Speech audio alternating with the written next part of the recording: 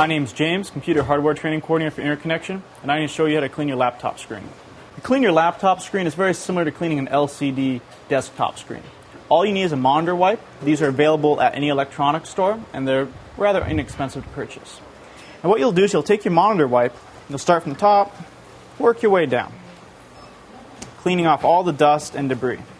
Now you don't want to push too hard on the screen because it is fairly sensitive, and you also don't want to use a napkin, a paper towel, or anything else that might scratch the fine little membrane on this screen.